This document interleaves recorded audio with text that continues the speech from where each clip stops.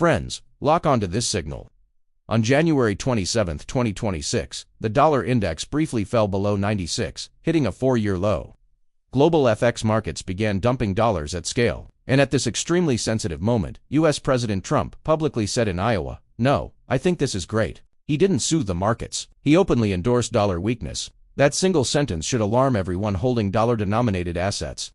To make you feel how abnormal this is, let's do a brutal comparison. For the past 50 years, every U.S. president, Democrat or Republican, followed one public creed: a strong dollar is in America's interest. That was the bottom line of national credit. That was the foundation that allowed U.S. treasuries to sell. Now, Trump has personally smashed that foundation to pieces. Do you understand what this means? It means if you still treat the dollar as a safe haven today, if you think this is just normal market volatility, then you are committing your second fatal mistake, right after missing the gold rally. This is no longer a simple policy adjustment. This is a rewrite of America's core business model. The White House is no longer hiding it. They are planning a suicide-style devaluation. They no longer need a strong currency for appearances. They need a weak currency to dilute the gravitational force that's about to crush the empire. Behind this lies a number that keeps every Wall Street heavyweight awake at night: $38 trillion in U.S. debt. Look at this data that mainstream media deliberately downplays. J.P. Morgan CEO Jamie Dimon has just warned that U.S. fiscal deficits have entered a self-cannibalizing phase. In the last 3 months of 2025 alone, U.S. interest payments reached $276 billion. Do you know what that means?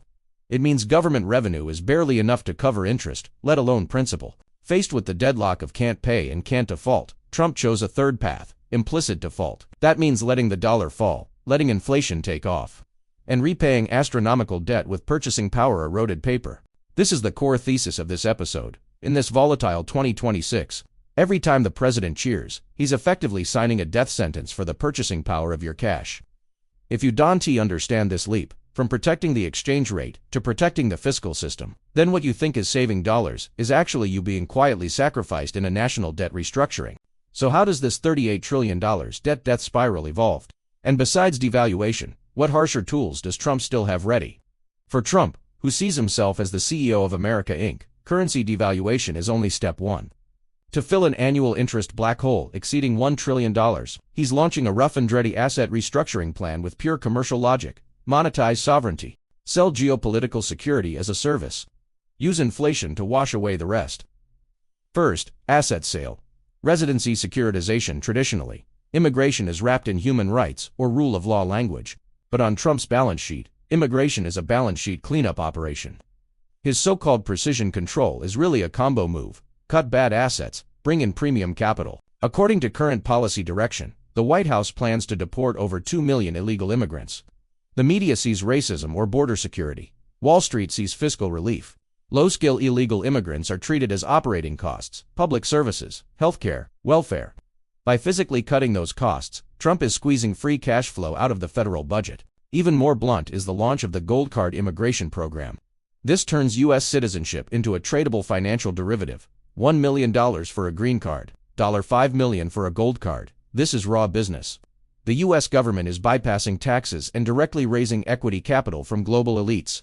The goal is simple: bring in overseas capital without adding welfare burden, to fund infrastructure and high-tech. For a liquidity-starved company, nothing raises cash faster than selling honorary shareholder seats.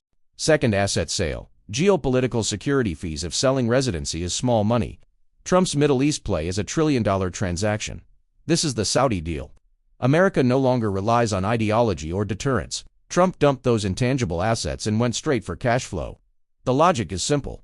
America provides security. Saudi Arabia provides money. This is not foreign aid. It's a commercial contract. Saudi Arabia's $1 trillion investment plan flows directly into U.S. power grids, AI data centers, and civilian nuclear projects. This is America leveraging its military monopoly to charge oil states protection fees, forcing that money back into the U.S. real economy. Short term, it brings massive income. Long term, it cannot escape one mathematical truth: a few $100 billion from gold cards and $1 trillion from Saudi Arabia are nothing against a near $40 trillion debt mountain. And so the logic returns to the final endgame: implicit default. No matter how aggressively Trump sells national assets, fiscal revenue will never outrun compound interest. When all conventional tools are exhausted, the last option is exploiting the dollar's reserve currency privilege to launch a dimensional strike against global creditors. This is why Jamie Dimon warned that $38 trillion in debt will eventually backfire. Wall Street's top tier already understands. This is financial repression in action. How the financial repression combo works: first, maintain negative real rates. Nominal yields below inflation quietly steal wealth from bondholders. Second, export inflation. Dollar devaluation raises import prices while flooding excess liquidity abroad. America doesn't need to repay debt, it only needs inflation to outrun debt growth. For shareholders of America Inc., this is deal. For creditors, it's wealth annihilation with zero legal recourse. Gold's surge is the market's instinctive escape response. When national credit becomes disposable, fiat money loses its measuring function. At this point, Trump's corporate governance model is fully exposed. Clean cash flow at home. Sell security abroad. Default through inflation. This is a global asset pricing regime shift. Holding dollar-backed promises now is like depositing money in a bank already marked for bankruptcy. Look at the market now. Dollar index below 96. Treasury yields surging. This isn't noise, it's capital voting with its feet. When the president shorts his own currency, and deficits become bottomless pits, risk-free assets become the biggest risk. We are witnessing a violent return from financial capital to physical capital. What can't be printed is real money. Watch gold above $5,200. This isn't about jewelry, it's about central bankers understanding secondary taxation. Gold is the only asset not tied to anyone's liability. It's no longer just an inflation hedge, it's geopolitical insurance. We've entered what J.P. Morgan calls the consumables era. Copper feeds data centers. Oil fuels, tanks. Rare earths build missiles. You can't print mines or power plants. That's why silver surged 60% in a month. Industrial demand. Commodities are becoming money. Beyond physical assets, only price and power equities survive inflation. Monopolies pass costs to consumers. Holding them means collecting inflation tax, not paying it. The survivor profile is now clear. Dump fake claims. Hold real stuff. Follow the dealers. The final puzzle. Super dealer alpha. Ignore morality. Follow the money. Trump family investments align shockingly well with policy direction. This is legalized insider trading and the strongest alpha signal. 1. Captured crypto. The digital dollar extension crypto isn't being crushed, it's being absorbed. Stablecoins extend dollar reach under regulation. Avoid memes. Own infrastructure. 2. Chips in advanced manufacturing. Semiconductors and defense are state-backed monopolies. Who gets DoD orders, wins. 3. Military-industrial complex war premiums last decades. Weapons lock allies into U.S. systems. Recurring cash flows.